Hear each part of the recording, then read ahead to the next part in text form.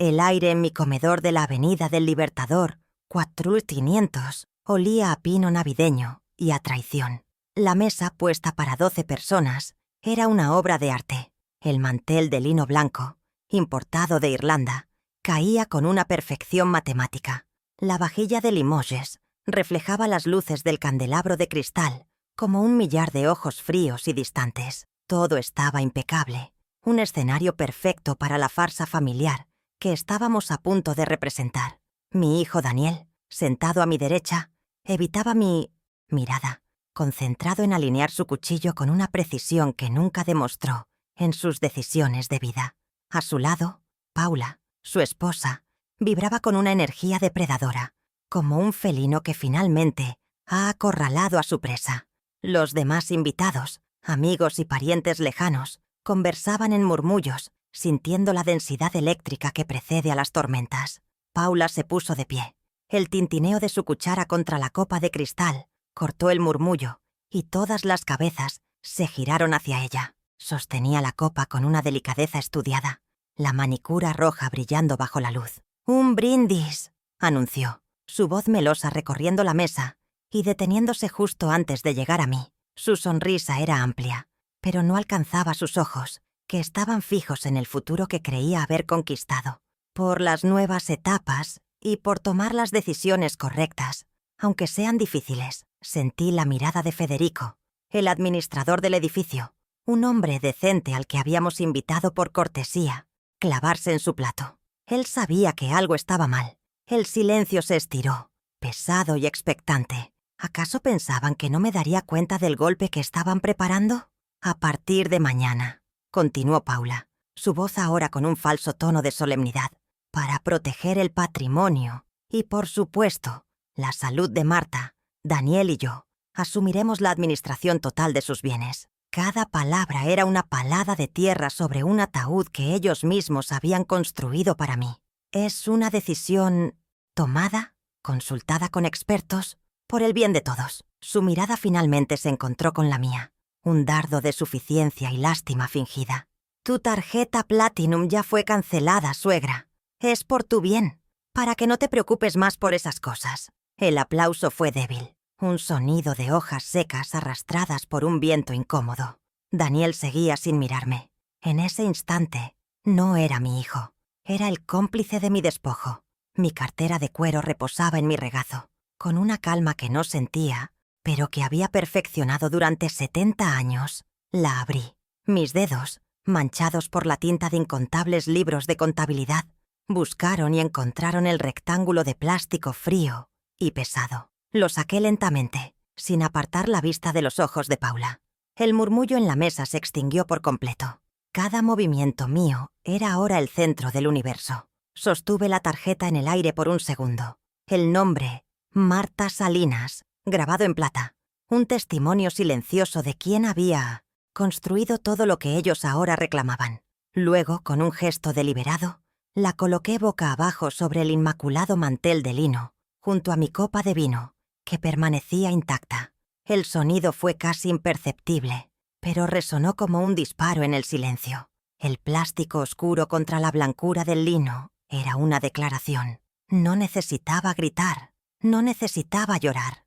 Mi vida entera había sido un ejercicio de contención y estrategia, de saber cuándo mover cada pieza en el tablero.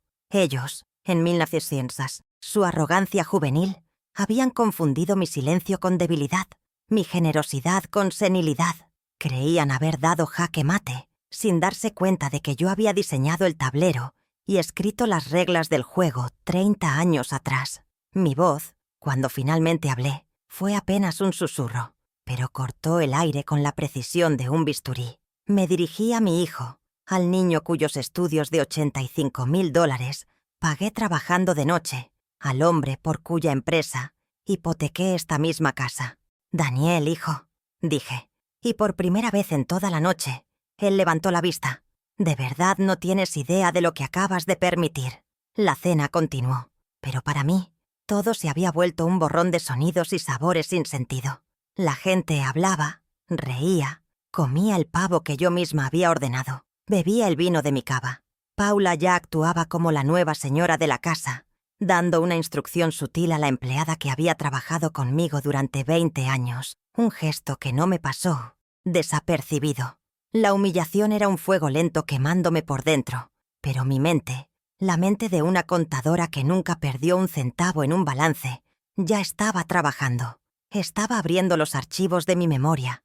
Cada sacrificio, cada préstamo no devuelto, cada mentira piadosa, el préstamo de $150,000 de la venta de la casa de mis padres en Cuernavaca, los 200,000 de la hipoteca para salvar su empresa de la quiebra. Ellos veían a una anciana frágil. No, recordaban a la mujer que dormía 4 horas al día durante 15 años para construirles un futuro. Pensaban que la batalla había terminado esa noche. Creían que mi gesto con la tarjeta era el último espasmo de una reina depuesta. Qué poco me conocían. Para mí, la guerra no había hecho más que empezar. Y a diferencia de ellos, yo no necesitaba un brindis público para declarar mis intenciones. Mi venganza no sería un espectáculo de gritos y acusaciones, sino una auditoría fría, silenciosa y meticulosa de cada centavo, cada propiedad, cada poder que creían tener. Revisaría los libros de nuestra vida juntos y cobraría cada deuda, no en dinero, sino en justicia. La cena de Navidad había terminado, pero la junta de accionistas de la familia Salinas estaba a punto de ser convocada, y ellos no sabían que yo seguía siendo la accionaria mayoritaria.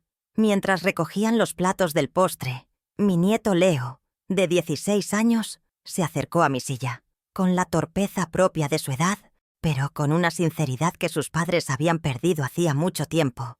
Me tomó la mano por debajo de la mesa. «¿Estás bien, abuela?», susurró, sus ojos llenos de una preocupación genuina.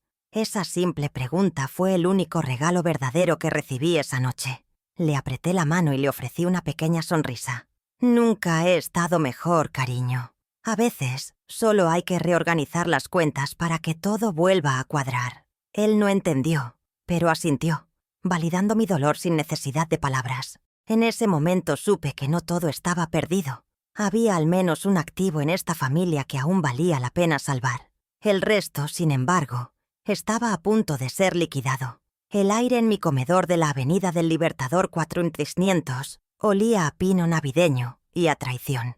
La mesa, puesta para 12 personas, era una obra de arte. El mantel de lino blanco, importado de Irlanda, caía con una perfección matemática. La vajilla de Limoges reflejaba las luces del candelabro de cristal como un millar de ojos, fríos y distantes. Todo estaba impecable, un escenario perfecto para la farsa familiar que estábamos a punto de representar. Mi hijo Daniel, sentado a mi derecha, evitaba mi mirada, concentrado en alinear su cuchillo con una precisión que nunca demostró en sus decisiones de vida. A su lado, Paula, su esposa, vibraba con una energía depredadora, como un felino que finalmente ha acorralado a su presa.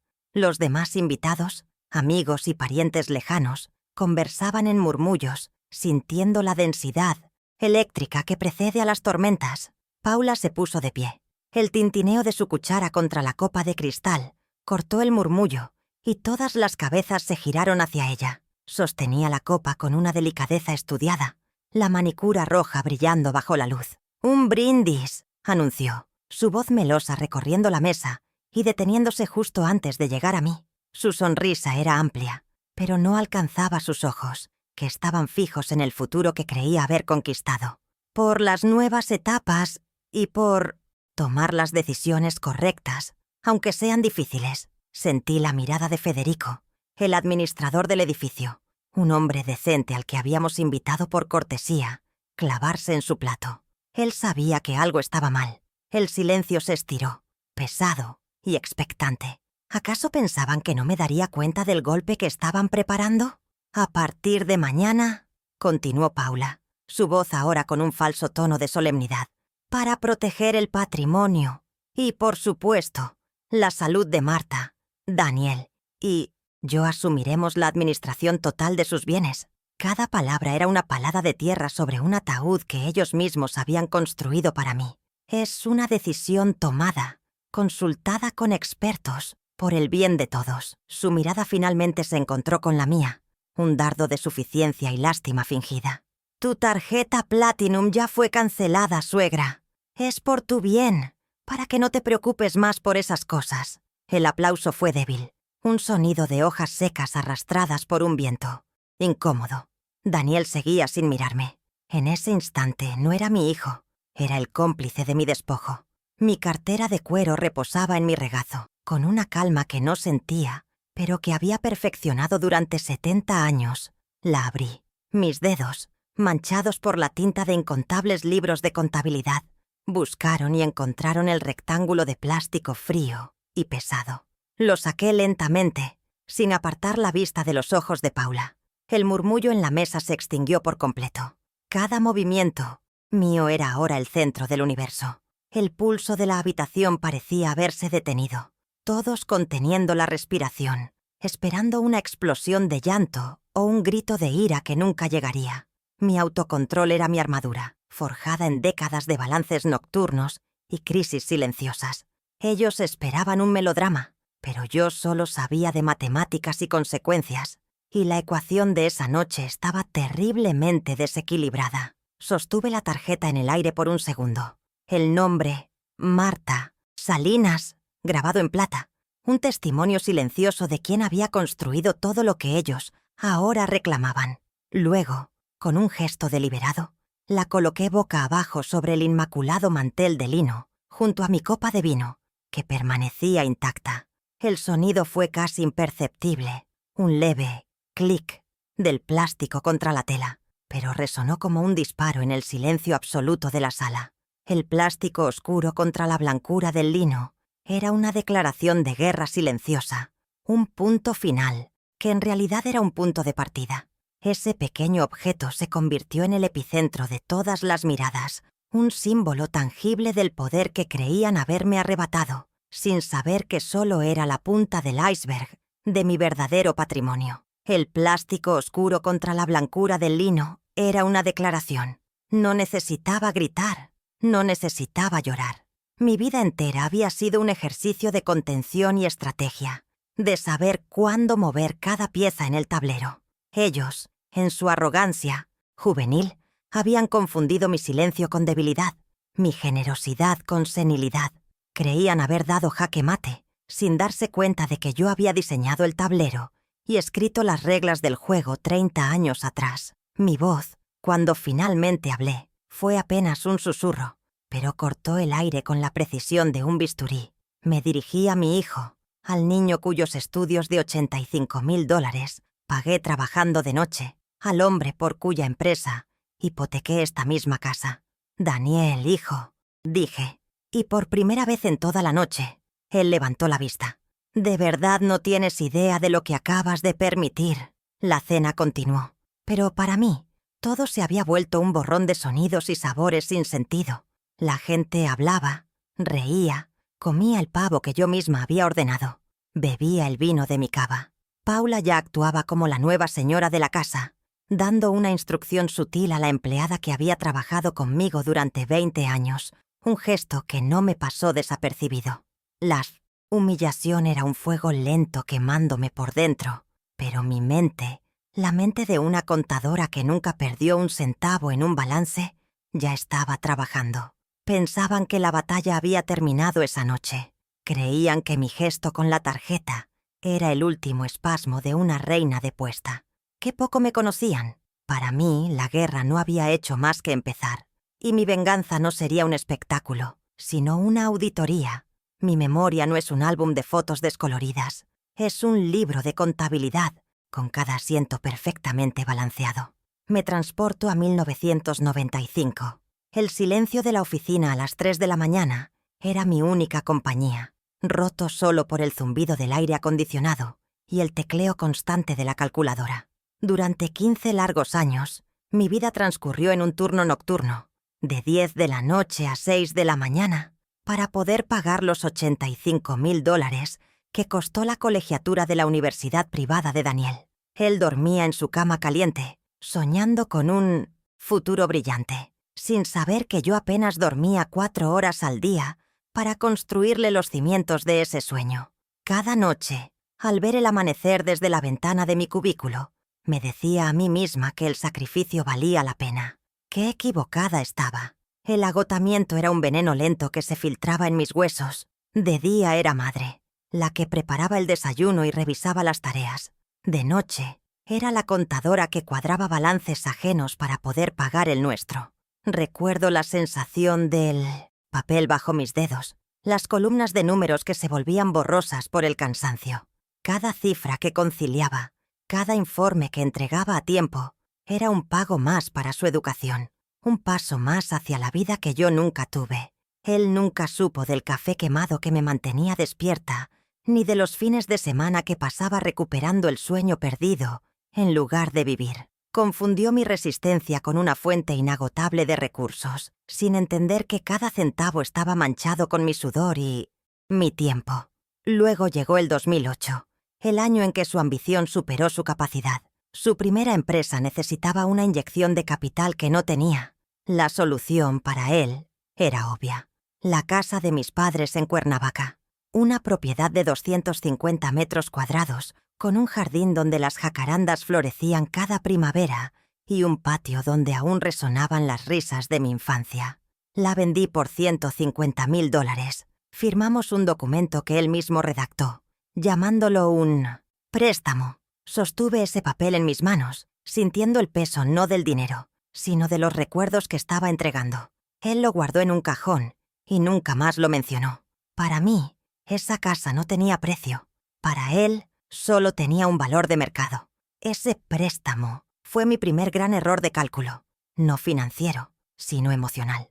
Lo disfracé de acuerdo comercial para proteger su frágil ego de hombre de negocio, para que no sintiera que vivía de la caridad de su madre. Te lo devolveré con... «Creces, mamá. Ya verás», me dijo con una convicción que, en ese momento, me pareció genuina. Hoy, esas palabras resuenan en mi cabeza como una burla. No me dolió el dinero que nunca regresó. Me dolió la facilidad con la que borró la deuda de su conciencia. Me dolió darme cuenta de que para él, mi sacrificio no era una inversión de amor, sino simplemente una transacción que había prescrito en su memoria. La historia se repitió en 2015, pero esta vez el riesgo era mayor. Su empresa, la misma que nació de las cenizas de la casa de mis padres, estaba al borde de la quiebra. La única opción, según él, era hipotecar mi hogar, este mismo apartamento en la Avenida del Libertador. Fui al banco y firmé los papeles. $200,000. Recuerdo la frialdad de la pluma en mi mano y la mirada impersonal del ejecutivo bancario. Estaba poniendo en juego el techo sobre mi cabeza, el último refugio que mi esposo y yo habíamos construido juntos. Lo hice sin dudar, porque una madre no mide los riesgos cuando se trata de un hijo. Él, en cambio, ya estaba midiendo los metros cuadrados de mi vida para su propio beneficio. La parte más amarga de esa hipoteca no fue el riesgo que asumí, sino el destino de una parte de ese dinero. Unas semanas después de que los fondos fueran transferidos a su cuenta, Paula me envió una serie de fotos por WhatsApp. Era su cocina, completamente remodelada con encimeras de mármol italiano y electrodomésticos de última generación que costaron al menos $30,000. El mensaje decía: «Mira, suegra, un sueño hecho realidad. Gracias a tu apoyo pudimos darnos este lujo». Sentí una náusea helada. Mi posible ruina, la amenaza sobre mi hogar, se había convertido en su capricho estético, mientras yo contaba cada peso para asegurarme de poder cubrir los pagos. Ella contaba los días para estrenar su nuevo horno de convección. Pero el despojo no fue solo monetario, fue un lento y metódico envenenamiento de mi realidad. Empezaron las frases sutiles, las estocadas disfrazadas de preocupación. «Mamá, tú no entiendes de finanzas modernas. Déjanos esto a nosotros», decía Daniel con una condescendencia que me helaba la sangre. Paula era la experta en gaslighting, haciéndome dudar de mi propia mente. «¿Estás segura de que pagaste esa cuenta, suegra?» A mí me aparece como vencida. Quizás se te olvidó. Sembraron la duda en mi entorno. Prepararon el terreno para la narrativa de la anciana senil e incompetente. No estaban cancelando mis tarjetas. Estaban cancelando mi credibilidad, mi autonomía. El siguiente paso fue el aislamiento. Mis almuerzos semanales con Inés y mis otras amigas de toda la vida comenzaron a ser saboteados. Paula organizó una comida familiar justo ese día, mamá. No puedes faltar. Oh, el médico dijo que es mejor que no te agites tanto, suegra. Quédate en casa tranquila. Poco a poco, cortaron mis lazos. Me encerraron en una jaula de oro donde solo sus voces eran las autorizadas. Creían que una reina sin corte es una reina sin poder. Querían que me sintiera sola, confundida y vulnerable. La presa perfecta para su estocada final.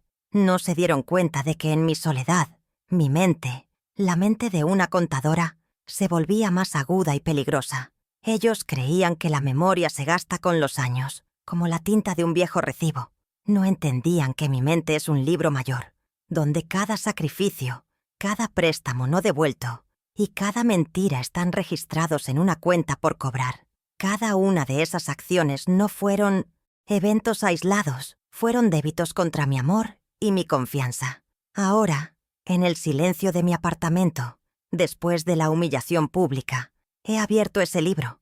La auditoría ha comenzado, y a diferencia de ellos, yo no olvido un solo centavo. El balance final está por llegar, y les aseguro que las cuentas no les van a cuadrar. La deuda que tienen conmigo no se paga con dinero. El día después de Navidad, el sol que entraba por mi ventana no traía calor, solo una luz fría que delineaba el polvo en el aire y la desolación en mi alma. El olor a pino había sido reemplazado por el aroma rancio de la traición. No lloré. Las lágrimas son un lujo para quienes esperan compasión, y yo ya no esperaba nada de ellos. Mi primer acto no fue de desesperación, sino de pura lógica contable. A las 9 en punto de la mañana del 26 de diciembre, marqué el número de Inés Cortés, mi amiga desde que éramos niñas, y la abogada que me había ayudado a redactar cada documento importante de mi vida. Inés, Lea, dije con una voz firme que no reconocí como mía. Necesito que me acompañes al banco. Es hora de abrir la caja de seguridad.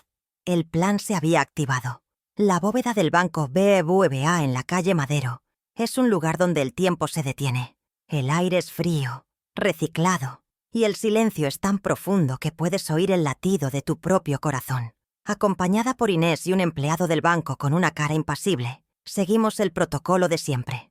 Mi llave, la de él, un giro simultáneo. El sonido del metal pesado cediendo fue el primer clic de mi contraofensiva. Dentro de la caja 314, entre las escrituras de mi esposo y algunas joyas de mi madre, estaba la carpeta de cuero azul marino con el sello dorado. Fideicomiso Salinas Porvenir. La tomé en mis manos. No pesaba por el papel, sino por los 30 años de previsión que contenía. Era mi fortaleza, la muralla que ellos, en su ignorancia, creían haber saltado. De vuelta en la seguridad de mi sala, con 2 tazas de té humeante sobre la mesa, de centro, abrimos la carpeta. El papel crujió, un sonido de autoridad olvidada. Inés pasó las páginas con la familiaridad de una arquitecta revisando sus propios planos. Se detuvo en la página 7. Allí estaba, la cláusula ZONDEA, con una redacción tan clara como el agua. Le pasé el dedo por encima. La fideicomisaria vitalicia, Marta Salinas, se reserva el derecho exclusivo e inapelable de modificar la lista de beneficiarios y revocar poderes administrativos otorgados a terceros con una simple notificación notariada. Inés me miró por encima de sus lentes. El poder nunca fue transferido, Marta. Solo lo prestaste. Asentí. El primer pilar de su castillo de arena acababa de desmoronarse. Pero ¿era suficiente para demostrar su mala fe? El fideicomiso me daba el poder, pero necesitaba pruebas de su abuso para justificar moralmente mi siguiente movimiento. La tarjeta corporativa de la empresa, una extensión del fideicomiso que Daniel manejaba, era el siguiente hilo del que tirar. Esa noche me senté frente a mi computadora, el resplandor de la pantalla iluminando mi rostro en la oscuridad. Ingresé al portal del banco, un laberinto digital que había aprendido a navegar mucho antes de que Daniel supiera lo que era una transferencia electrónica. Descargué los estados de cuenta de los últimos 6 meses. La primera página apareció y sentí una punzada fría en el estómago. No eran gastos de negocios, eran los recibos de un saqueo silencioso y sistemático. Una hemorragia de lujo, pagada con mi vida. Pasé las siguientes 3 horas imprimiendo cada página. El zumbido de la impresora era el único sonido en el apartamento. Luego, con un marcador amarillo fluorescente, comencé la auditoría. Boutique de lujo en Polanco. $3.800. Un fin de semana en un resort de Aspen, clasificado como viaje de prospección. $12.500. Cenas en restaurantes con estrellas Michelin que superaban los $1.000 cada una. Cada gasto de Paula era una cicatriz amarilla en el papel. Era metódico, descarado. La remodelación de su cocina no había sido un lujo aislado. Era parte de un patrón de despilfarro que demostraba un desprecio absoluto por el origen de ese dinero. ¿Cómo podían justificar esto como una administración responsable? Al final apilé las hojas sobre la mesa del comedor, la misma mesa de mi humillación. La mancha amarilla era un monumento a su codicia. La suma total de los gastos personales en solo 6 meses ascendía a más de $45.000. Fotografié cada página con mi teléfono. Esta no era la contabilidad de una empresa familiar. Era el diario de 2 parásitos que se habían convencido de que la fuente era inagotable. Mi voz interior, la de la contadora, susurró la conclusión irrefutable. Esto no es administración, es un saqueo. Tenía la prueba financiera, pero me faltaba la prueba de su intención, la que anularía cualquier defensa de ignorancia o error. Inés me lo había advertido.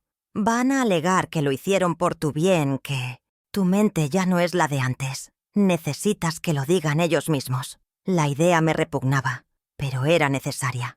El 28 de diciembre, a las 4 de la tarde, tomé el viejo teléfono fijo de mi casa, el que no tiene identificador de llamadas, y marqué el número de Daniel. Coloqué mi celular al lado, con la aplicación de grabación de audio activada. Cuando contestó, usé un tono frágil, el mismo que él esperaba de mí. «Hijo, no entiendo. ¿Por qué me hicieron esto? Estoy tan confundida». Le di la carnada, y él, predeciblemente, la mordió sin dudarlo ni un segundo. Su voz al otro lado de la línea era una mezcla de impaciencia y una lástima mal fingida, el tono que se usa para hablarle a un niño o a un demente. «Mamá, ya hablamos de esto. Es por tu protección. Paula dice que es lo mejor, que a tu edad ya no puedes tomar decisiones complejas». Cada palabra era una daga. Me quedé en silencio, dejando que él llenara el vacío con su propia condena. Y entonces lo dijo, la frase que sellaría su destino. «Solo firma lo que te diga el abogado, y ya, no te compliques». La onda de sonido en la pantalla de mi celular vibró, capturando la esencia de su traición. Era la prueba perfecta, incontestable, entregada por él mismo. Colgué el teléfono y me quedé mirando la pared. El silencio en la habitación era ensordecedor. Guardé el archivo de audio con el nombre Prueba Daniel Donashoetos 12.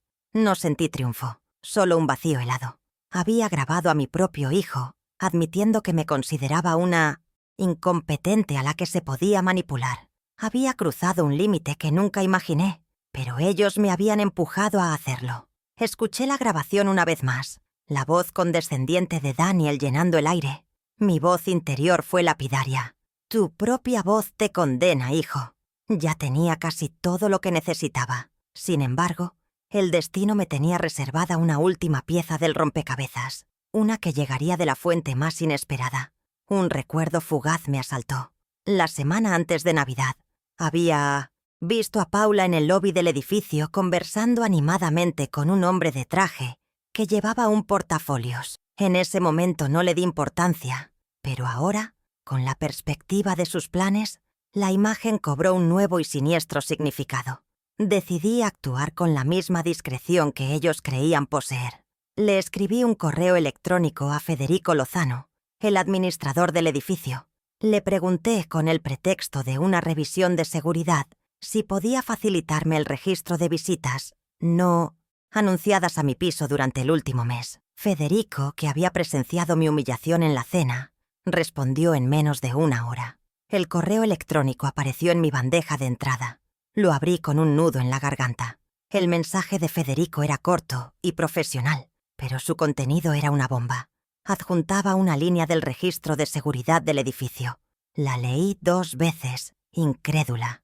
20 de diciembre, 11:30 am. Ingreso al apartamento 12B autorizado por la señora Paula Salinas para el CMTCIOS. Señor Ricardo Montes, evaluador de bienes raíces de Inmobiliaria Capital. Se utilizó la llave de emergencia del condominio.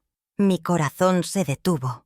No solo planeaban tomar mi dinero, planeaban vender mi casa, mi hogar, el lugar donde crié a mi hijo y despedí a mi esposo. Habían entrado a mis espaldas, violando mi santuario. La pantalla de la laptop iluminaba la fría verdad, la fecha, la hora, el nombre del tasador. Todo estaba allí, en negritas. Eran pruebas irrefutables, no de un plan futuro, sino de acciones ya ejecutadas. Habían caminado por mis habitaciones, calculado el valor de mis paredes, tasado mis recuerdos como si fueran un activo más a liquidar. La arrogancia de usar la llave de emergencia, un recurso para incendios o fugas de gas, para su propio complot, me dejó sin aliento. La frase final se formó en mi mente, no con ira, sino con una claridad gélida y absoluta. Midieron mi casa como si ya fuera mi tumba. Tenía las municiones, todas y cada una de ellas. Solo faltaba elegir el campo de batalla para la ejecución final. Mi plan no nació del odio, sino de la contabilidad. El odio es un pasivo, una emoción que nubla el juicio y te hace cometer errores. La contabilidad, en cambio, es un activo de claridad y precisión. El 26 de diciembre, a las 9 en punto de la mañana, con las pruebas del saqueo esparcidas sobre la caoba de mi escritorio, como los restos de un naufragio, tomé el teléfono. Marqué el número de Inés Cortés. Su voz, siempre un ancla en mis tormentas, respondió al segundo timbrazo.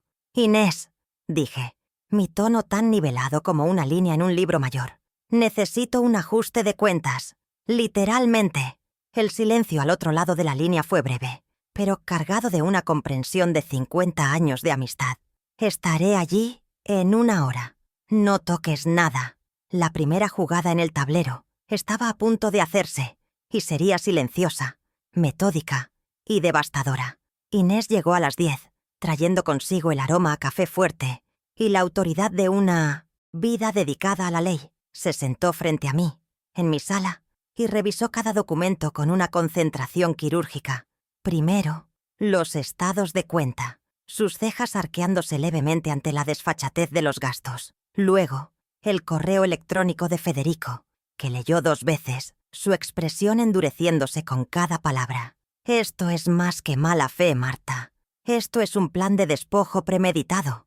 Asentí, sintiendo una extraña validación. No estaba loca, no estaba exagerando, pero su plan tiene un defecto fatal, continuó, sus ojos encontrando los míos. Se basa en una premisa falsa, que ellos tienen el poder. Mañana iremos al banco. Necesitamos la escritura original de tu poder. Y yo supe que ese documento no era solo papel, era mi declaración de independencia. La bóveda del banco BBVA en la calle Madero es un santuario del silencio y el frío. El 27 de diciembre a las 11 de la mañana, el único sonido era el eco de nuestros pasos sobre el mármol pulido. El empleado del banco, un joven, de rostro impenetrable, nos guió hasta la caja 314. El ritual de las 2 llaves, la mía y la suya, girando al unísono, fue como un conjuro.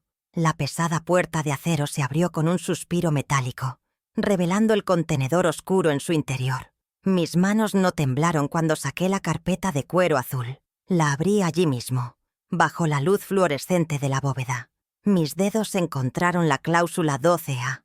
«El poder nunca fue transferido, solo prestado», susurró Inés, leyendo por encima de mi hombro. Sostener esa carpeta se sentía como sostener un cetro. Habían olvidado quién era la verdadera reina de este reino.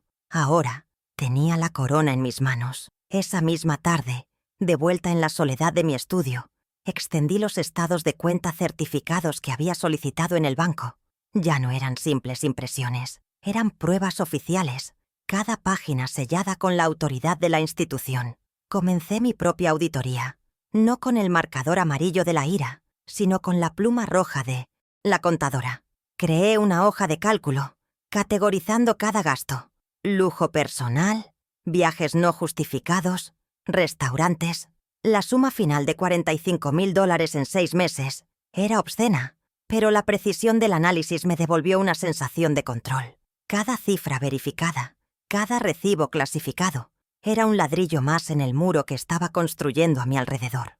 Cada grapa que unía las páginas sonaba como un clavo en el ataúd de sus mentiras. Pero me faltaba uno más, el que lo sellaría para siempre. El 28 de diciembre, a las 4 de la tarde, me senté junto al viejo teléfono de disco de mi casa, un artefacto que ellos consideraban una reliquia inútil. A su lado, mi celular, con la pantalla encendida en la aplicación de grabación. Respiré hondo y marqué el número de Daniel. Cuando contestó, mi voz se quebró, un instrumento que toqué con la maestría de una actriz consumada. «Hijo, no entiendo. Estoy tan confundida». La carnada era perfecta. Su respuesta fue un torrente de condescendencia. «Mamá, ya te lo dijimos. Es por tu bien. Paula dice, a tu edad ya no puedes tomar decisiones complejas. Solo firma lo que te diga el abogado y ya». La onda de sonido en la pantalla de mi celular capturó cada sílaba de su traición. Cuando colgué, el silencio era más pesado que cualquier grito. Tenía su confesión. ¿De verdad creyó que era demasiado vieja para saber cómo presionar un botón de grabar? La mañana del 29 de diciembre olía a tinta fresca y a justicia. La oficina del notario público era un espacio solemne, revestido de madera oscura y libros encuadernados en piel. Inés y yo nos sentamos frente al notario, un hombre de cabellos blancos y mirada serena. Él me presentó 2 documentos, redactados por Inés con una precisión letal. El primero, una revocación completa e irrevocable de cualquier poder que hubiera otorgado a Daniel Salinas. El segundo, una notificación formal de la remoción de Daniel Salinas y Paula Montenegro como beneficiarios del Undisciensas, fideicomiso, Salinas Porvenir. Mi firma, al pie de cada página, fue firme y decidida. El sonido del sello del notario golpeando el papel resonó en la habitación como el martillo de un juez. Con cada golpe sentí romperse una cadena. Los documentos eran ahora armas legales, programadas para detonar a la medianoche del 31 de diciembre. De vuelta en mi apartamento, Inés y yo nos sentamos con una taza de té, pero nuestras mentes estaban en pie de guerra. No podíamos simplemente enviar los documentos. El impacto debía ser personal, directo, inolvidable. Debía ocurrir en mi territorio, bajo mis reglas. «Lo haremos en la víspera de Año Nuevo», dije de repente. La idea floreció en mi mente, completa y perfecta. «Los invitaré a una junta extraordinaria del Consejo Familiar». Inés sonrió, una sonrisa que rara vez mostraba. «Marta, eres diabólica». No era diabolismo, era estrategia. Usaría su propia jerga corporativa, su obsesión por el estatus, como el cebo para la trampa. Esperaban una rendición incondicional. En su lugar, yo estaba planeando una emboscada en la que no tendrían escapatoria. El 30 de diciembre, me senté frente a mi computadora y redacté la invitación. Cada palabra fue cuidadosamente elegida para apelar a su arrogancia y codicia. El asunto del correo electrónico era una obra maestra de ambigüedad calculada. Junta extraordinaria. Definición del patrimonio para el nuevo año. El cuerpo del mensaje era breve y formal, solicitando su presencia en mi apartamento el 31 de diciembre, a las 8 de la noche, para discutir asuntos de vital importancia para el futuro financiero de la familia. Sabía que lo interpretarían como mi capitulación final, el momento en que finalmente firmaría los papeles que me convertirían en su prisionera. Hice clic en enviar y vi cómo el mensaje desaparecía en el ciberespacio.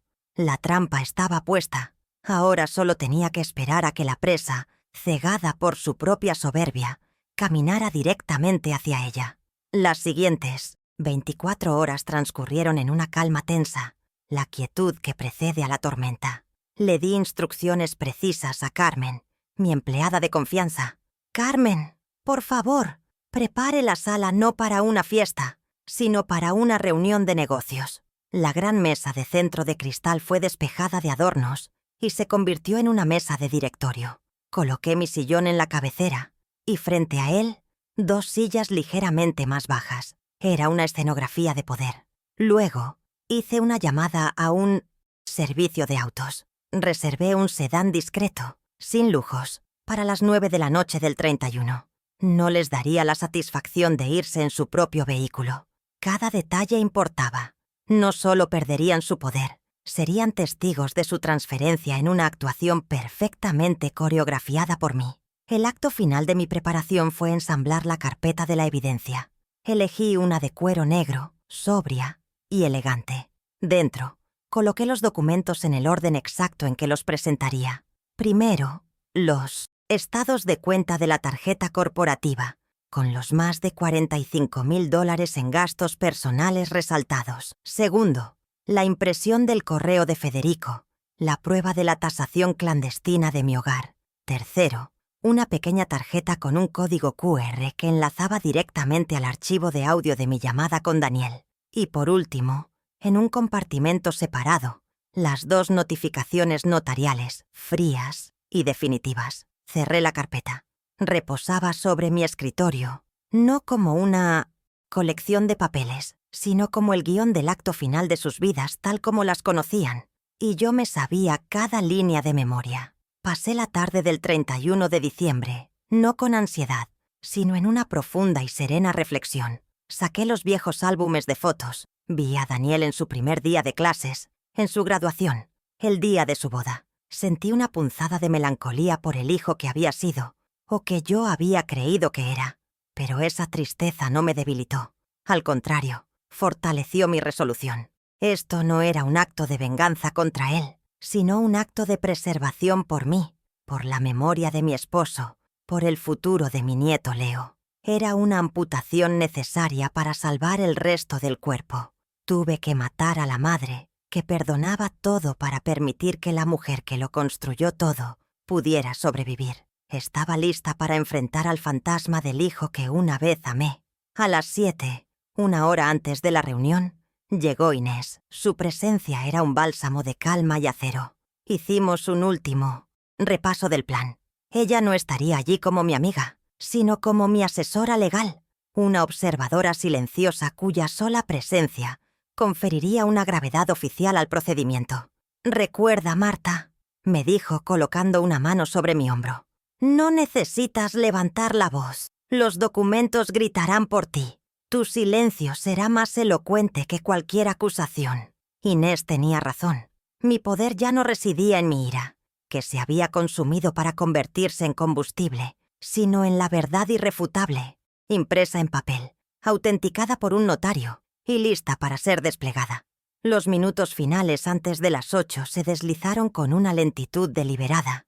Me paré junto a la ventana de mi sala, observando el torrente de luces de los autos en la Avenida del Libertador. La ciudad se preparaba para celebrar, ajena a la pequeña guerra que estaba a punto de librarse en el piso 12. Sentí una paz extraña, la paz del general que ha revisado sus mapas, posicionado sus tropas y conoce el resultado de la batalla antes de que comience. Ya no era la víctima humillada en la mesa de Navidad. Era la presidenta del Consejo, a punto de ejecutar una toma de control hostil de mi propia vida. El timbre estaba a punto de sonar. Los miembros del Consejo llegaban a una reunión que creían haber convocado. ¡Qué equivocados estaban! El sonido agudo del timbre cortó el silencio. Carmen se dirigió a la puerta. Escuché sus voces en el vestíbulo. La de Paula, nítida y llena de una confianza forzada. La de Daniel, un murmullo nervioso que intentaba sonar autoritario. No me moví de mi sillón. Esperé que vinieran a mí.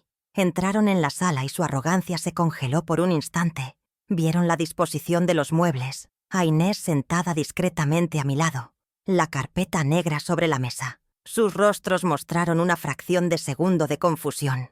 Esto no era la sala de estar de una anciana dócil, era una sala de juntas. Entraron esperando una negociación. Encontraron una sentencia.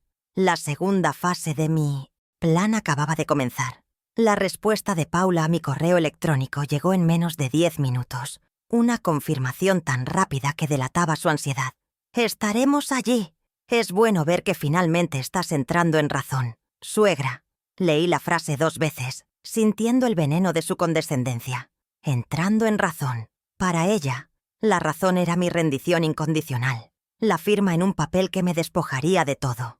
No sabía que estaba confirmando su asistencia a su propia ejecución patrimonial. Dejé que su mensaje permaneciera sin respuesta, un pequeño trofeo de su arrogancia flotando en mi bandeja de entrada. Su confianza era el activo más valioso de mi plan. La necesitaría intacta hasta el último segundo, justo antes de que se hiciera añicos contra la realidad de los hechos. Al día siguiente, el 30 de diciembre, decidí salir. Necesitaba aire, pero también necesitaba probar mis propios nervios, ver si podía enfrentarlos antes de la batalla final.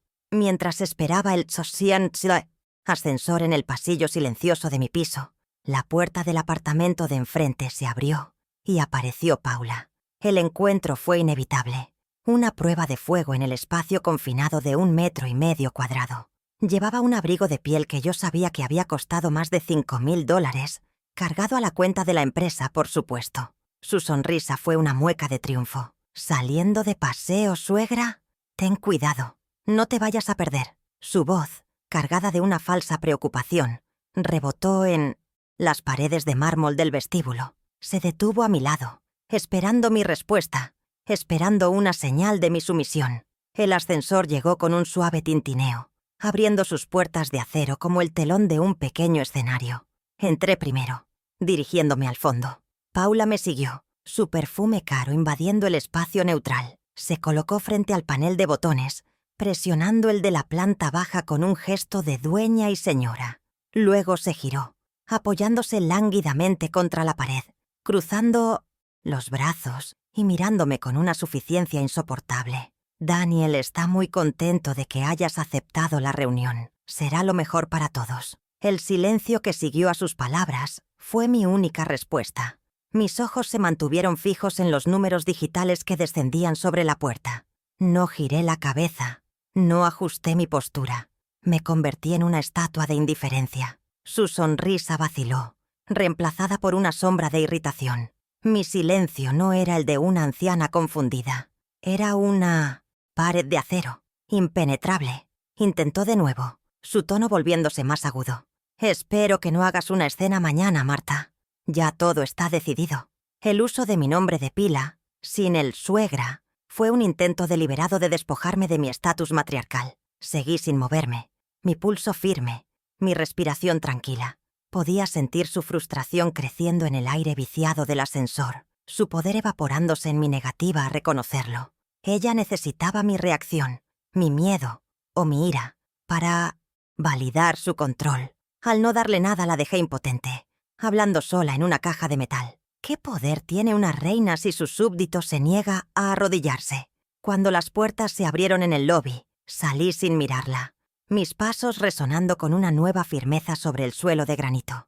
Escuché un bufido de exasperación a mis espaldas, pero no me detuve. Federico, el administrador, estaba en la recepción y me saludó con una respetuosa inclinación de cabeza, un gesto que pareció enfurecer a Paula aún más. Esa pequeña victoria en el ascensor fue más significativa de lo que parecía. No había ganado ningún terreno legal o financiero, pero había recuperado mi soberanía personal. Le había demostrado, y me había demostrado a mí misma, que su poder sobre mí era una ilusión que yo había permitido. Ahora, el permiso había sido revocado. Su arrogancia era un arma de doble filo, y yo estaba a punto de entregarles la empuñadura. La mañana del 31 de diciembre, mi apartamento se transformó. Carmen, mi leal empleada, siguió mis instrucciones con una precisión silenciosa y cómplice. Retiramos los adornos festivos de la gran mesa de centro de cristal en la sala, dejándola desnuda y formidable. Coloqué mi sillón de cuero en la cabecera, como el asiento de un juez. Frente a él, no un sofá cómodo, sino 2 sillas de respaldo recto, ligeramente más bajas. La iluminación fue ajustada para ser clara y directa, sin sombras donde pudieran esconderse las mentiras. No estaba preparando un hogar para recibir a la familia en Año Nuevo. Estaba montando una sala de juntas para una adquisición hostil. Cada objeto, cada silla, cada rayo de luz era parte de la coreografía de su caída. A media tarde, con el escenario listo, me senté en mi estudio y abrí la carpeta de cuero negro por última vez. Repasé los documentos, no por necesidad, sino como un ritual para afianzar mi determinación. Las hojas de los estados de cuenta, con sus cicatrices amarillas de resaltador, eran el testimonio de su codicia. La impresión del correo electrónico de Federico era la prueba de su traición a mi hogar. La pequeña tarjeta con el código QR que llevaba a la voz de mi hijo era la daga que yo no quería usar, pero que ellos me habían obligado a forjar. Y debajo de todo, fríos y definitivos, los documentos notariales. Eran más que papel. Eran el sonido de una puerta cerrándose para siempre en sus vidas de privilegio inmerecido. Inés llegó a las 7, una hora antes de la hora señalada. No traía champán, ni buenos deseos para el año nuevo, sino la misma carpeta de cuero que yo, un espejo de la mía. Se sentó frente a mí en la sala ya preparada y observó la disposición. Una leve sonrisa de aprobación se dibujó en sus labios. «Parece la sala de un tribunal, Marta. Es un ajuste de cuentas. ¿Recuerdas?», le respondí, mi voz tranquila. «Literalmente». Nos quedamos en silencio por un momento. Dos mujeres de 70 años en la víspera de una guerra que no habíamos buscado, pero que estábamos decididas a ganar. Su presencia no era solo apoyo legal, era el testimonio de que mi causa era justa. Mi plan, impecable. Los minutos se arrastraron con una lentitud casi insoportable. Desde mi ventana en el piso 12, veía los fuegos artificiales esporádicos que empezaban a salpicar el cielo oscuro de la ciudad. El mundo entero se preparaba para celebrar un nuevo comienzo, un borrón y cuenta nueva. Para Daniel y Paula también sería un nuevo comienzo, pero no el que esperaban. Sería el comienzo de una vida sin mi protección, sin mi dinero, sin mi nombre para respaldar sus ambiciones. No sentía alegría, solo la fría y pesada satisfacción de un balance que finalmente iba a cuadrar. La deuda que tenían conmigo no era financiera, era una deuda moral. Y esa noche, finalmente, sería saldada. A las 8 en punto, el timbre sonó, un sonido agudo y demandante que cortó la quietud de la noche. Inés y yo intercambiamos una última mirada. No hizo falta decir nada. Me levanté y me dirigí a mi sillón, a la cabecera de la mesa. Me senté, coloqué la carpeta negra frente a mí y entrelacé mis dedos sobre ella. Le hice una seña a Carmen para que abriera la puerta. Escuché sus voces en el vestíbulo. La de Paula, falsamente jovial. La de Daniel, un murmullo tenso. Estaban entrando en la jaula, creyendo que venían a alimentar a la leona domesticada. No sabían que la leona no solo estaba despierta, sino que estaba hambrienta de justicia. La junta de accionistas estaba a punto de comenzar. Cuando entraron, en la sala, sus rostros eran una mezcla de arrogancia y curiosidad. Paula llevaba un vestido de lentejuelas plateadas, como si viniera a reclamar un premio. Y Daniel, a su lado, ajustaba el nudo de una corbata que yo le había regalado en tiempos más felices. Se detuvieron en seco al ver la disposición de la habitación. No era la sala de una abuela dispuesta a rendirse. Era la sala de un consejo de administración, a punto de anunciar una liquidación. La sonrisa de Paula se congeló por una fracción de segundo, una grieta en su fachada de superioridad. Inés, sentada a mi derecha, asintió levemente, una señal imperceptible para que comenzara el acto final. Ellos creían venir a una negociación, pero yo los había convocado a una sentencia. «Gracias por venir», comencé, mi voz resonando con una calma que pareció desconcertarlos aún más. No me levanté. Señalé las dos sillas frente a mí. «Por favor, tomen asiento. Antes de discutir el futuro, como decía mi invitación, creo que es imperativo que revisemos el presente». Mis manos se posaron sobre la carpeta de cuero negro que descansaba sobre la mesa de cristal. La abrí con una lentitud deliberada, cada movimiento coreografiado para estirar la tensión. Saqué el primer fajo de papeles, un bloque de casi 100 páginas unidas por un clip metálico. Lo deslicé sobre el cristal, el sonido seco rompiendo el silencio. «Comencemos con esto». Sus ojos se fijaron en las hojas, llenas de columnas de números y resaltados en amarillo fluorescente. Daniel se inclinó, entrecerrando los ojos. Pude ver el momento exacto en que reconoció el formato de los estados de cuenta de la tarjeta corporativa. Su rostro perdió todo color, volviéndose del mismo tono pálido que el mantel de la cena de Navidad. Paula, en cambio, frunció el ceño, desafiante. «¿Qué es esto?», preguntó, aunque sabía perfectamente la respuesta. Mi mirada se mantuvo fija en ella, fría y analítica. Son los registros de los últimos 6 meses. Me tomé la libertad de hacer una auditoría. ¿Pueden explicarme, por favor, estos $45.000 en gastos estrictamente personales? Lo pregunto como la fundadora y accionista mayoritaria de la empresa que financia esta tarjeta. La pregunta quedó suspendida en el aire, pesada e irrefutable. La primera en reaccionar fue Paula, como siempre. Se echó hacia atrás en su silla, cruzando los brazos en un gesto de falso desdén. Era necesario para mantener la imagen de la familia, Marta. Son gastos de representación. Algo que tú, en tu retiro, ya no entiendes. La familiar condescendencia en su voz era el combustible que necesitaba para el siguiente golpe. No discutí, no levanté la voz. Simplemente deslicé mi mano de nuevo hacia la carpeta y saqué una sola hoja de papel. Era la impresión del correo electrónico de Federico. La coloqué suavemente sobre los estados de cuenta. «Entiendo», dije, mi voz aún un susurro controlado.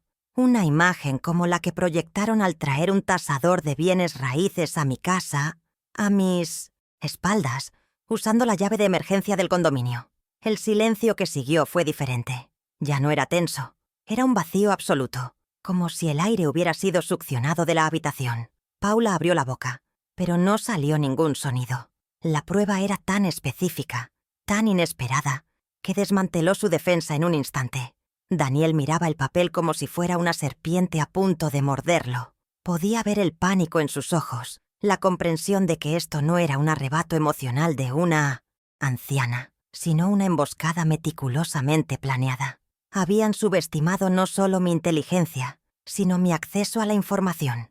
Creían que me habían aislado, sin darse cuenta de que mis alianzas eran más profundas y leales de lo que jamás podrían comprar. Su castillo de naipes se tambaleaba sobre sus cimientos. Daniel finalmente encontró su voz, o más bien, un tartamudeo desesperado.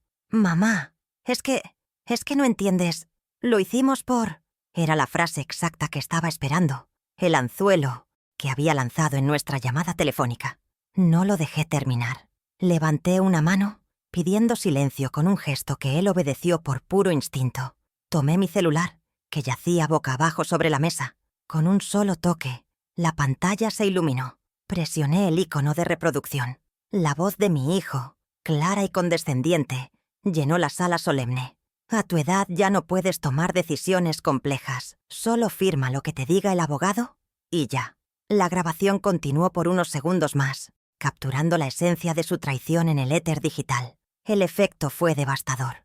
La propia voz de Daniel, rebotando en las paredes de la casa que él planeaba vender, era la prueba final de su intención. Era su confesión, entregada voluntariamente, ahora convertida en su sentencia. Paula lo miró con furia, no por lo que había dicho, sino por haber sido tan estúpido como para decirlo y ser grabado. Daniel se encogió en su silla, un hombre de 45 años, reducido a un niño culpable, atrapado en una mentira de la que no había escapatoria. El silencio que siguió a la grabación fue el sonido de su mundo derrumbándose. No había defensa posible contra sus propias palabras. La auditoría moral había concluido. Ahora solo quedaba la ejecución de las consecuencias. Fue entonces cuando Inés, que había permanecido como una observadora silenciosa, entró en acción. Su movimiento fue tan sereno como el de una pantera. Abrió su propia carpeta de cuero y extrajo 2 sobres sellados. «Puaya», levantó y los colocó frente a Daniel y Paula con la solemnidad de un oficial de justicia. «Esta», dijo, su voz profesional cortando la tensión, «es una notificación notariada de la revocación completa e irrevocable de todos los poderes administrativos que la señora Marta Salinas le había otorgado». «Señor Salinas», hizo una pausa, dejando que el peso de esas palabras se asentara. Luego, su mirada se posó en ambos. «Y esta», continuó, señalando el segundo sobre, «es la notificación de su remoción y la de su familia, como beneficiarios del fideicomiso Salinas Porvenir». Paula soltó una risa incrédula, un sonido agudo y desagradable. «No puedes hacer eso. Tenemos derechos». Inés ni siquiera parpadeó. «Me temo que sí puede». Y ya lo hizo. La cláusula do boca del acta constitutiva, que aparentemente nunca leyeron, le otorga a la señora Salinas como fideicomisaria vitalicia, el poder exclusivo para hacerlo. Me aclaré la garganta, retomando el control. Era mi momento, mi junta, lo que nos lleva al primer punto de las resoluciones de esta noche, dije, mirando el reloj de pared que marcaba las 11:58 p.m. A partir de la medianoche, es decir, en 2 minutos, todas las tarjetas de crédito, débito y cuentas bancarias asociadas a mi patrimonio o a las empresas del fideicomiso quedan canceladas para ustedes. El acceso les será denegado. El rostro de Paula se contorsionó en una máscara de incredulidad y rabia. «No te atreverías». «Ya me atreví», respondí con una calma glacial. Segundo punto. Mi mirada se desvió hacia la ventana, donde los primeros fuegos artificiales comenzaban a estallar en el cielo nocturno. El Audi Q7 en el que llegaron esta noche es propiedad del fideicomiso. Ya no tienen autorización para usarlo. Las llaves, por favor, déjenlas sobre la mesa. Extendí mi mano abierta. Daniel, como un autómata, metió la mano en el bolsillo de su saco y sacó el llavero. El logo de los 4 aros brilló bajo la luz antes de que lo depositara sobre el cristal con un ruido sordo y definitivo. Era el sonido de su estatus evaporándose. Paula se puso de pie de un salto, la silla raspando contra el suelo de mármol. «¡Estás loca! Eres una vieja amargada y vengativa.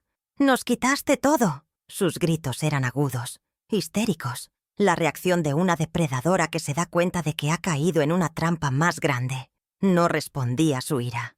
La dejé gritar, que gastara su veneno en el aire. La observé con la distancia de un entomólogo estudiando un insecto. Su poder siempre había residido en la intimidación emocional, en mi miedo a la confrontación. Ahora, sin ese miedo, sus gritos eran solo ruido.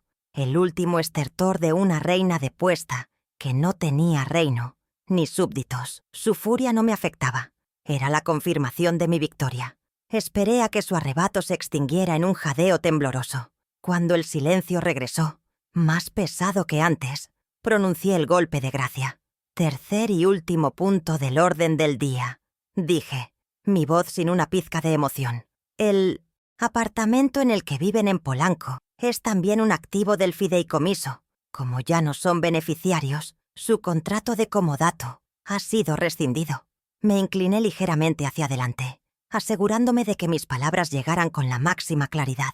Tienen exactamente 30 días a partir de mañana, 1 de enero, para desalojarlo. Les deseo un muy feliz año nuevo. La frase final fue entregada sin sarcasmo, con una neutralidad que la hizo aún más cruel. El impacto de mis palabras los dejó sin aliento. Daniel simplemente se quedó mirando al vacío, su rostro una máscara de desolación. Paula, por primera vez, parecía genuinamente asustada, la realidad de su nueva situación cayendo sobre ella como una tonelada de ladrillos. En ese momento, Carmen, mi empleada, apareció discretamente en el umbral de la sala. Era la señal que habíamos acordado. «El auto que los llevará a casa ha llegado», anuncié. «No se preocupen, este viaje corre por mi cuenta. Considerémoslo su liquidación final». La humillación era completa. No solo despojados, sino también despedidos y enviados a casa en un transporte contratado, como si fueran empleados de bajo nivel. Se levantaron en silencio, 2 extraños en la casa que habían intentado robar. Daniel ni siquiera me miró. Paula, sin embargo, se detuvo un momento antes de salir y me lanzó una mirada cargada de un odio tan puro que casi pude sentirlo físicamente. No le devolví la mirada. Mis ojos estaban fijos en las llaves del Audi sobre la mesa, un pequeño trofeo de metal y plástico que simbolizaba mucho más que un auto de lujo. Simbolizaba la recuperación de mi control, de mi vida. Los vi salir, sus siluetas recortadas contra la luz del pasillo, y escuché la puerta principal cerrarse con un clic suave y definitivo. La cirugía había terminado. El tejido enfermo había sido extirpado. Me quedé sentada en mi sillón, en el silencio de mi apartamento recuperado. Afuera, la ciudad estallaba en una sinfonía de fuegos artificiales y sirenas de celebración. Inés se acercó y puso una mano en mi hombro. «Se acabó, Marta», asentí lentamente. El reloj de la sala dio las 12 campanadas, marcando no solo el inicio de un nuevo año, sino el inicio de mi nueva vida. Miré la carpeta negra sobre la mesa. No sentía alegría. Ni siquiera triunfo. Sentía la paz austera de un libro de contabilidad perfectamente balanceado. Esta no era una cena familiar, susurré para mí misma, repitiendo la frase que había ensayado en mi mente. Era la junta de accionistas. Y yo soy, y siempre he sido, la accionista mayoritaria. Enero se instaló en la ciudad con un silencio que nunca antes había conocido dentro de mi propio hogar. El primer día del año, mientras el resto del mundo dormía la resaca de la celebración, yo contraté a un cerrajero.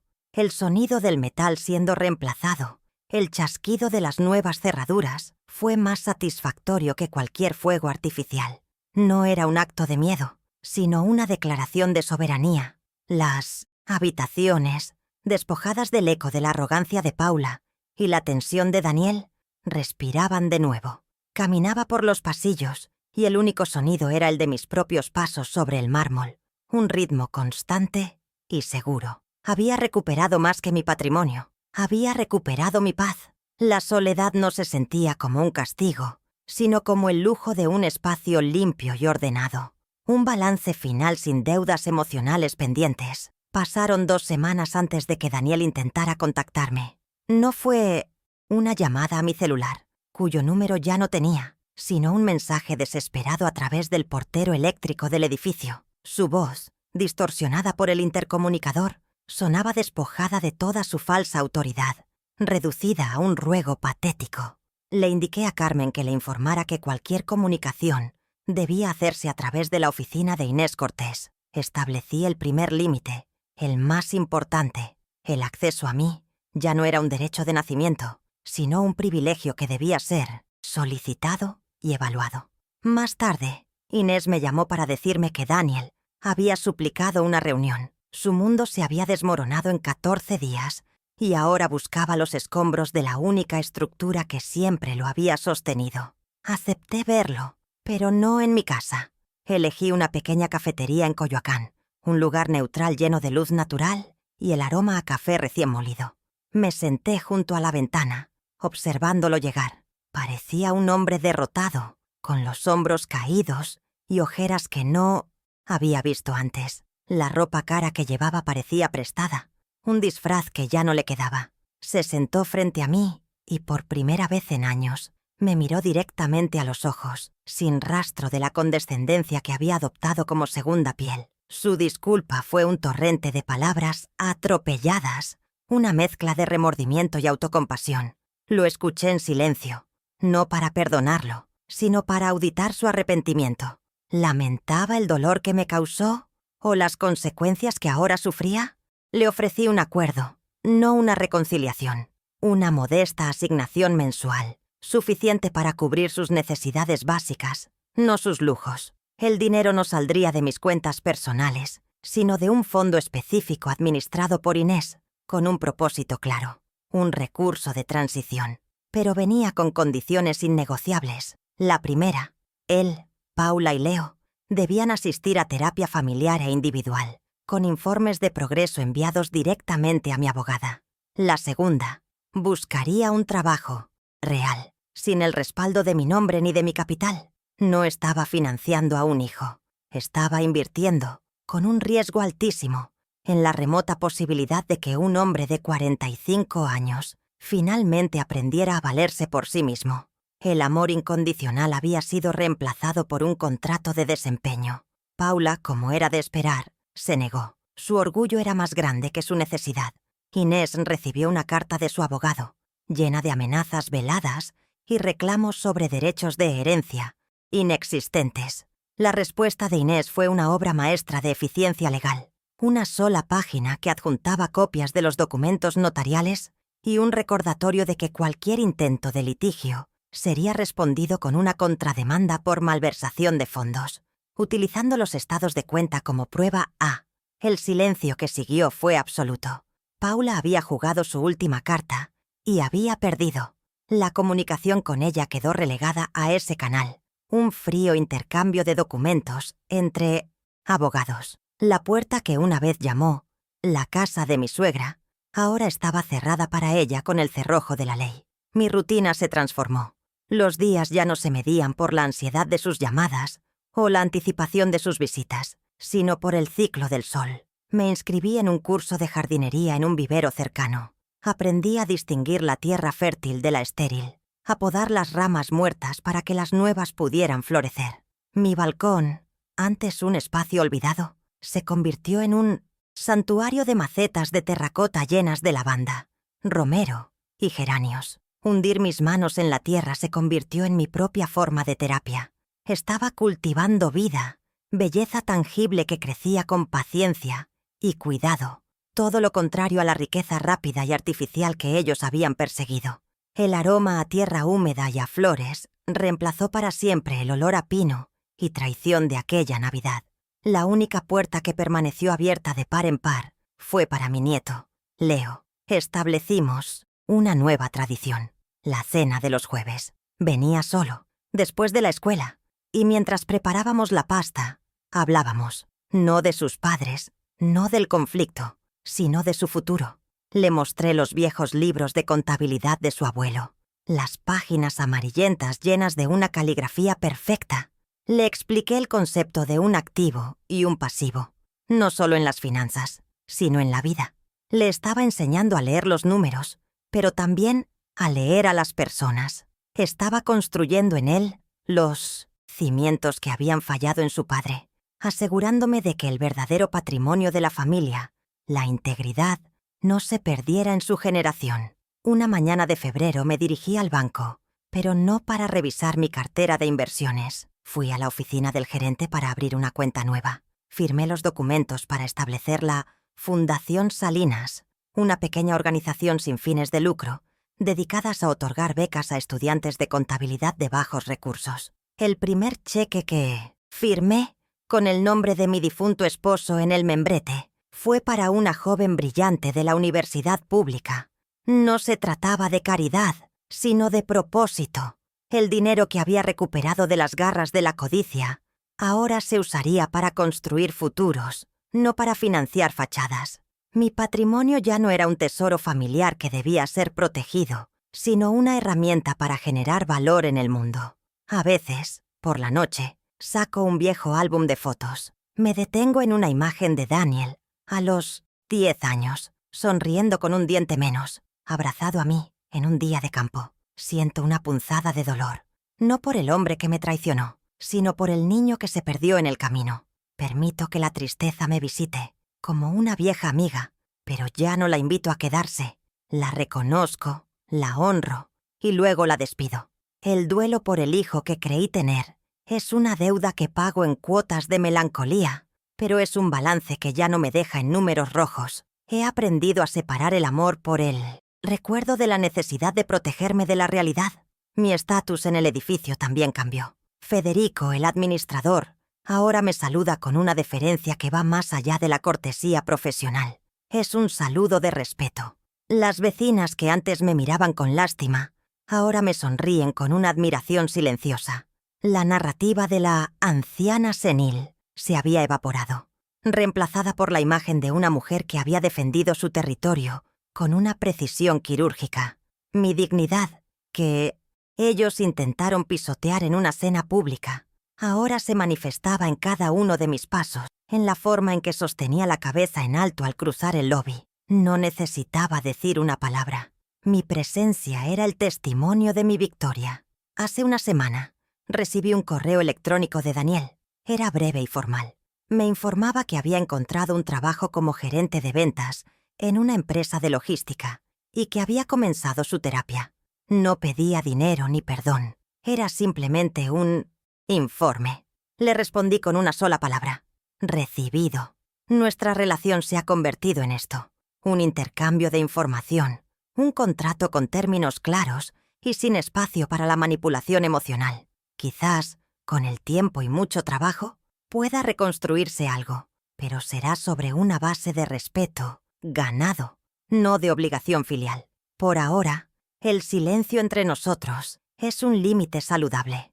Estoy en mi balcón, regando los geranios mientras el sol de la tarde tiñe de dorado los edificios de la ciudad. El aire es fresco y huele a las flores que yo misma planté. Miro mis manos, manchadas de tierra, y pienso en las décadas que pasé construyendo un futuro para otros. Ahora, finalmente, estoy construyendo el mío, el patrimonio más valioso que recuperé. No estaba en una cuenta bancaria ni en la escritura de una propiedad. Estaba aquí, en esta calma, en esta fortaleza que soy yo misma.